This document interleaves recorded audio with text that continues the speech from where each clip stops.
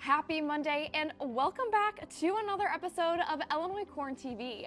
The sun is finally out in central Illinois and I can already tell it's going to be a great week.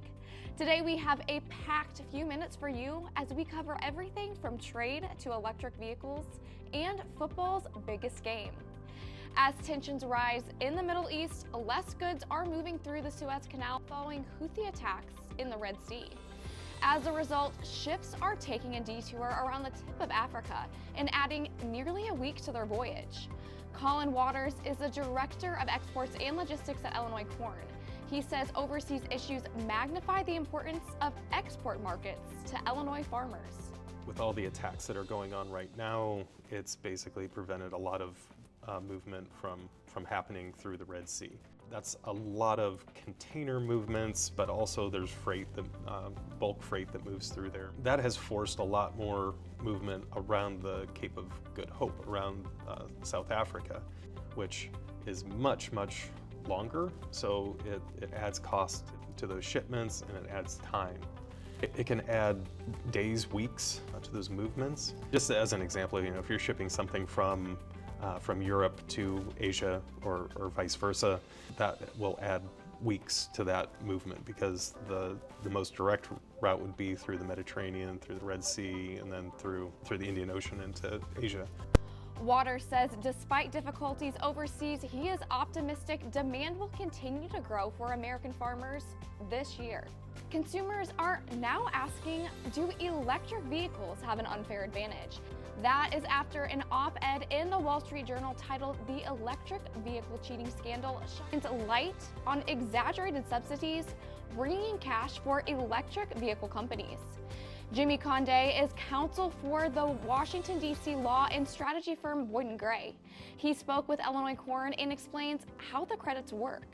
They put this thing called a multiplier, basically, where they told automakers, if you make an electric vehicle, we will multiply your efficiency by almost 7. And that means that when you're complying with the fuel efficiency rules, you get a huge bonus, huge credit in terms of your mileage. And then you can use that credit to essentially sell it to other manufacturers that are producing other kinds of vehicles, usually vehicles with internal combustion engines, and then make money that way. So it's essentially a free profit for electric car makers. Conde says the Department of Energy is looking to reevaluate the number.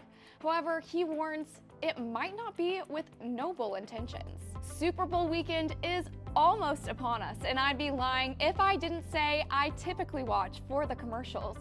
Well, no matter who you're rooting for this year, you should too, because you might see a familiar farmer's face in the first half of the big game. The We Are the 96 campaign is brought to you by the Illinois Farm Families Coalition, and working together, we've been able to feature Illinois farm families all over the state for this entire year. So we started the campaign back on February 13th last year with a Super Bowl ad featuring many Illinois farm families, and we're closing out the campaign again this year with a Super Bowl ad, which will be February 11th, featuring new farm families. So that will start at 5:30, and we are in almost every market in Illinois. If you are a farmer and you're watching this commercial and you would like to engage with us online, please post a picture of your family watching the commercial, noticing We Are the 96, your farm family getting to engage with our campaign. Now let's say hi to Scout King from Neoga, Illinois. Thanks for watching. Back to you, Henny.